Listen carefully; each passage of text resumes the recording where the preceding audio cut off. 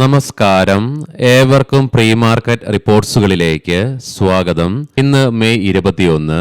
ഇന്ന് സെൻസെക്സിന്റെ ഈ മാസത്തിലെ മൂന്നാമത്തെ ആഴ്ചയിലെ വീക്കിലി എക്സ്പയറിയാണ്. ആയതിനാൽ തന്നെ ഇന്ന് മാർക്കറ്റിൽ വോൾട്ടാലിറ്റിയും എക്സ്പെക്ട് ചെയ്യേണ്ടതായിട്ട് വരും. വെസ്റ്റ് ഏഷ്യയുമായി ബന്ധപ്പെട്ടുകൊണ്ട് US നൽകിയ പുതിയ പ്രപ്പോസൽസ് ഇറാന്റെ പരിഗണനയിലാണെന്നുള്ള പ്രസ്താവനയാണ് US പ്രസിഡന്റ് നടത്തുകയും ചെയ്തത്. മാത്രമല്ല, ഇറാൻ ഡീല് ബോർഡർ ലൈനിലേക്ക് എത്തിച്ചേർന്നു എന്നുള്ള പ്രസ്താവന അദ്ദേഹം കൂട്ടിച്ചേർക്കുകയും ഉണ്ടായി. അതേസമയം ഇറാന്റെ പേർഷ്യൻ ഗൾഫ് കടലിടുക്ക് അതോറിറ്റി ഹോർമോസ് കടലിടുക്കിൽ ഒരു നിയന്ത്രിത സമുദ്രമേഖല സൃഷ്ടിച്ചതായിട്ട് പ്രഖ്യാപിച്ചു. മാത്രമല്ല, തന്ത്രപരമായ ജലപാതയിലൂടെ കടന്നു പോകുന്നതിന് മുൻപ് കപ്പലുകൾ ഈ അതോറിറ്റിയുടെ അനുമതി നേടേണ്ടതായിട്ടുമുണ്ട്. കൂടാതെ ഈ ചെക്ക് പോയിന്റ് വഴി അവസാന 24 മണിക്കൂറിനുള്ളിൽ 26 കപ്പലുകളെ തങ്ങൾ കടത്തിവിട്ടതായിട്ട് ഇറാന്റെ IRGC അവകാശപ്പെടുന്നുമുണ്ട്. വെസ്റ്റ് ഏഷ്യയുമായി ബന്ധപ്പെട്ടുള്ള മറ്റുള്ള ഡെവലപ്മെന്റ്സുകളൊന്നും തന്നെ ഇല്ല. ഇന്നലെ നമ്മുടെ മാർക്കറ്റ് അടച്ചതിന് ശേഷം രാത്രി 11:30 US നിന്നും FOMC മിനിറ്റ്സിന്റെ റിലീസ് ഉണ്ടായിരുന്നു. പണപ്പെരുപ്പം ലക്ഷ്യത്തെക്കാൾ 2% ഉയർന്ന നിലയിൽ തുടരുന്നതിനാൽ തന്നെ യുഎസിന്റെ കേന്ദ്ര ബാങ്ക് പലിശ നിരക്ക് ഉയർത്തുന്നത് പരിഗണിക്കണമെന്ന് ഫെഡറൽ റിസർവിലെ ഉദ്യോഗസ്ഥരിൽ ഭൂരിഭാഗം മുന്നറിയിപ്പ് നൽകുകയും ചെയ്തു. ആയതിനാൽ തന്നെ ഇനി വരാൻ പോകുന്ന ഫെഡ് മോണിറ്ററി പോളിസി വളരെ ക്രൂഷ്യലാണ് താനും. ഇനി മാർക്കറ്റിലേക്ക് വന്നു കഴിയുമ്പോൾ ITC, LG electronics India, LIC, Nykaa, Aurobindo pharma, Honasa consumer, doctor Agarwal's health care, Ashoka Buildcon, Bikaji foods, Emami, engineers India, JSW cement, max health care, prestige estates, Rashtriya chemicals, sun TV networks, VA tech Wabag, Welspun corp, വിവോക് ഇന്ത്യ തുടങ്ങിയ സ്റ്റോക്കുകൾ ഇന്ന് അവയുടെ ക്വാർട്ടർ 4 ഏർണിംഗ്സുകൾ പ്രസിദ്ധീകരിക്കും. ഇനി ഇന്നത്തെ നമ്മുടെ മാർക്കറ്റിലേക്ക് സ്പെസിഫിക് ആയിട്ട് വന്നു കഴിയുമ്പോൾ അനലിസ്റ്റുകളുടെയും എക്സ്പേർട്ടുകളുടെയൊക്കെ അഭിപ്രായങ്ങൾ പ്രകാരം നിഫ്റ്റിക്ക് 23,800 എന്ന ലെവൽ അതിശക്തമായി മറികടന്നുകൊണ്ട് ഈ ലെവലിന് മുകളിലായിട്ട് നിലനിൽക്കുവാൻ സാധിക്കുകയാണെങ്കിൽ തുടർന്ന് 23,900, 24,000 എന്നീ ലെവലുകളിൽ ഒരുപക്ഷെ ശക്തമായ റെസിസ്റ്റൻസും നേരിട്ടേക്കാം. കാരണം 23,800 എന്ന ലെവലിലാണ് നിഫ്റ്റിയുടെ 20-day EMA നിലകൊള്ളുന്നത്.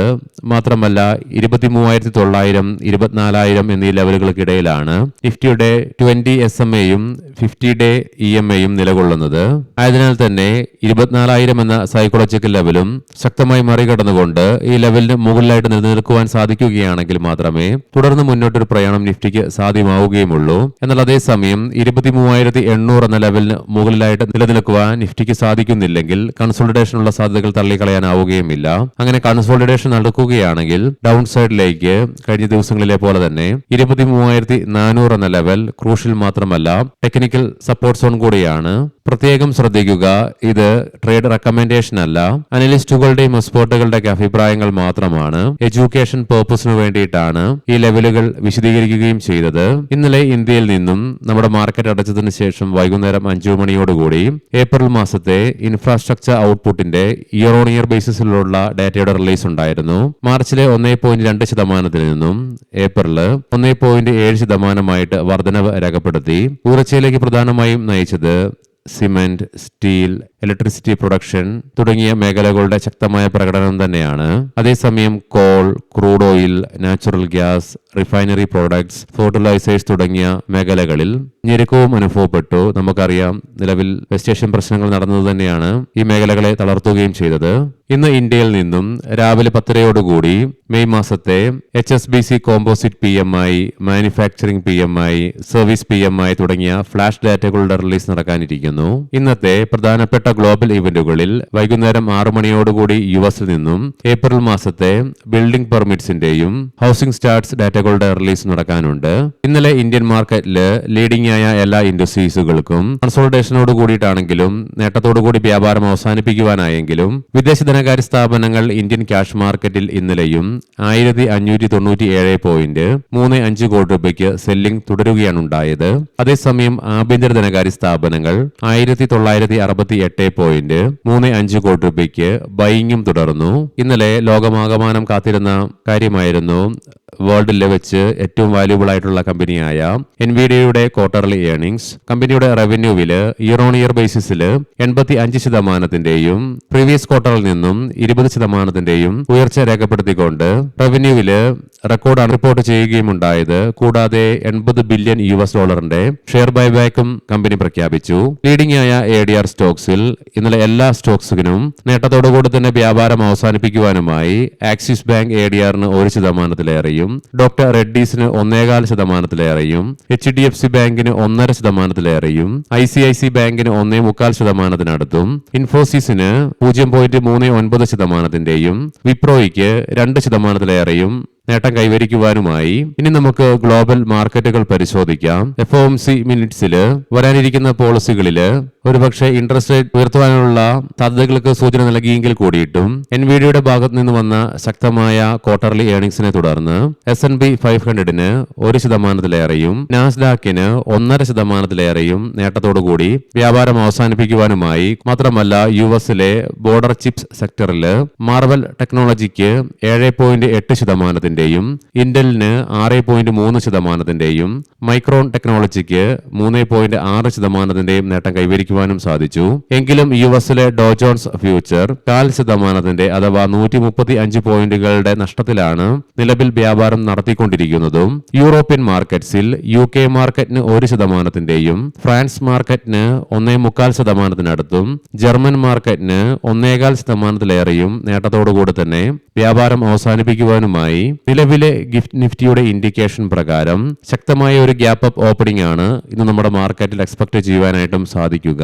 ഏഷ്യൻ മാർക്കറ്റ്സിൽ ജപ്പാൻ മാർക്കറ്റ് 3%, കൊറിയൻ മാർക്കറ്റ് 5.5% നേട്ടത്തോടു കൂടിയിട്ടാണ് ഇന്ന് വ്യാപാരം ആരംഭിച്ചിട്ടുള്ളതും. അതേസമയം കൊമോഡിറ്റിയിലേക്ക് വരുമ്പോൾ ഇന്നലെ നമ്മുടെ മാർക്കറ്റ് അടച്ചതിന് ശേഷവും ക്രൂഡിന്റെയും ക്രൂഡ് ഓയിലിന്റെയും വിലയിൽ ഇടിവ് രേഖപ്പെടുത്തിയെങ്കിലും ഇന്ന് രാവിലെ വീണ്ടും വ്യാപാരം പുനരാരംഭിച്ചപ്പോൾ ക്രൂഡിന്റെ വിലയിൽ 0.25%, ക്രൂഡ് ഓയിലിന്റെ വിലയിൽ 1% ഉയർച്ചയാണ് അനുഭവപ്പെടുന്നത്. ക്രൂഡിന്റെ വില $105.84 per ബാരൽ എന്ന നിലയിലായിട്ടും ക്രൂഡ് ഓയിലിന്റെ വില $99.37 per ബാരൽ എന്ന നിലയിലുമായിട്ടാണ് വ്യാപാരം നടത്തിക്കൊണ്ടിരിക്കുന്നതും. ഗോൾഡിന്റെ വിലയിൽ നേരിയ ഉണർവാണ് അനുഭവപ്പെടുന്നത്. $4,543.80 per ഔൺസ് എന്ന നിലയിലായിട്ടാണ് ട്രേഡിംഗ് നടന്നുകൊണ്ടിരിക്കുന്നതും. ഇനി നമുക്ക് സ്പെസിഫിക് ആയിട്ട് നിഫ്റ്റിയുടെയും ടെക്നിക്കൽസുകൾ പരിശോധിക്കാം. PCR 1.27 എന്ന നിലയിൽ അൾട്രാ ബുള്ളിഷ് ആയിട്ട് തന്നെ നിലനിൽക്കുന്നുണ്ട്. മാക്സ് പെയിൻ 23,750 എന്ന ലെവലിലും. ഇന്നലെ കൈവരിക്കുവാനായ നേരിയ ഉണർവിനെ തുടർന്ന് RSI 45.64 എന്ന നിലയിലേക്ക് നേരിയ ഉണർവും രേഖപ്പെടുത്തി.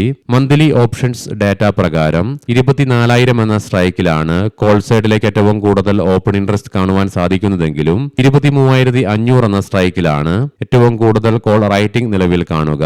അതേസമയം 23,000 എന്ന സ്ട്രൈക്കിലാണ് പുട്ട് സൈഡിലേക്ക് ഏറ്റവും കൂടുതൽ ഓപ്പൺ ഇൻട്രസ്റ്റ് കാണുവാൻ സാധിക്കുന്നതെങ്കിലും 23,400 എന്ന സ്ട്രൈക്കിലാണ് ഏറ്റവും കൂടുതൽ പുട്ട് റൈറ്റിംഗ് നിലവിൽ കാണുന്നതും. ഇനി നമുക്ക് ഇന്നത്തെ പ്രധാനപ്പെട്ട സ്റ്റോക്കിംഗ് ന്യൂസുകൾ പരിശോധിക്കാം. മുൻകൂട്ടി ഓർമ്മിപ്പിച്ചുകൊള്ളട്ടെ, ഇത് ഒരു ബൈ ഓർ സെൽ റെക്കമെൻഡേഷൻ അല്ല. HG ഇൻഫ്ര എഞ്ചിനീയറിംഗ് പദ്ധതികളുടെ നടത്തിപ്പുമായി ബന്ധപ്പെട്ട അനിശ്ചിതത്വം കണക്കിലെടുത്ത് മഹാരാഷ്ട്ര സ്റ്റേറ്റ് റോഡ് ഡെവലപ്മെന്റ് കോർപ്പറേഷനിൽ നിന്നുമുള്ള കൂടുതൽ വ്യക്തത വരുന്നതുവരെ 4,142 കോടി രൂപയുടെ പദ്ധതികൾ എക്സിക്യൂട്ടീബിൾ ഓർഡർ ബുക്കിൽ ഉൾപ്പെടുത്തേണ്ടതില്ലെന്ന് കമ്പനി തീരുമാനിച്ചു. Rail Vikas Nigam east cost റെയിൽവേയിൽ നിന്നുമുള്ള 164.18 കോടി രൂപയുടെ പദ്ധതിക്ക് ഏറ്റവും കുറഞ്ഞ ലേലക്കാരനായിട്ട് കമ്പനി ഉയർന്നു വന്നു. JK സിമെന്റ് YSR കടപ്പ ജില്ലയിലെ 1,188 ഹെക്ടർ വിസ്തൃതിയുള്ള ദൊമർ നന്ദിയാല ബ്ലോക്ക് 3ന്റെ ചുണ്ണാമ്പ് കല്ല് ഖനന പാട്ടത്തിന് ആന്ധ്രാപ്രദേശ് സർക്കാരിൽ നിന്ന് JK സിമെന്റിന് ലെറ്റർ ഓഫ് ഇന്റന്റ് ലഭിച്ചു. പീസ് ഡിജിടെക് BSNൽ നിന്ന് കമ്പനിക്ക് 264.6 കോടി രൂപയുടെ അഡ്വാൻസ് വർക്ക് ഓർഡർ ലഭിച്ചു. അപ്പോളോ ഹോസ്പിറ്റൽസ് എന്റർപ്രൈസസ് പറയാൻ പോകുന്ന റിസൾട്ടുകളൊക്കെ quarter consolidated year on year ബേസിസിലാണ്. പ്രോഫിറ്റില് 35.9%, റവന്യൂവില് 18.1% വർധനവ് രേഖപ്പെടുത്തി. വേൾപൂൾ ഓഫ് ഇന്ത്യ പ്രോഫിറ്റില് 32.7% ഇടിവ് രേഖപ്പെടുത്തിയപ്പോൾ റവന്യൂവില് 8.8% വർധനവും രേഖപ്പെടുത്തി. JK ലക്ഷ്മി സിമന്റ് പ്രോഫിറ്റില് 29.4% ഇടിവ് രേഖപ്പെടുത്തിയപ്പോൾ റവന്യൂവില് 0.2% നേരിയ ഉയർച്ചയും രേഖപ്പെടുത്തി. അരവിന്ദ് സ്മാർട്ട് സ്പേസസ് പ്രോഫിറ്റില് 121% വർധനവ് രേഖപ്പെടുത്തിയപ്പോൾ റവന്യൂവില് 4.7% ഇടിവും രേഖപ്പെടുത്തി. GPT ഇൻഫ്രാ പ്രോജക്ട്സ് പ്രോഫിറ്റില് 31% റവന്യൂവില് 8.9% വർധനവും രേഖപ്പെടുത്തി. ജൂബിലന്റ് ഫുഡ് വർക്ക്സ് പ്രോഫിറ്റില് 13.9% ഇടിവ് രേഖപ്പെടുത്തിയപ്പോൾ റവന്യൂവില് 6.4% വർധനവും രേഖപ്പെടുത്തി. ഏവർക്കും നല്ലൊരു ട്രേഡിംഗ് ദിനം ആശംസിക്കുന്നു. വൈകുന്നേരം പോസ്റ്റ് മാർക്കറ്റ് റിപ്പോർട്ട്സുമായി കണ്ടുമുട്ടാം. നന്ദി, നമസ്കാരം.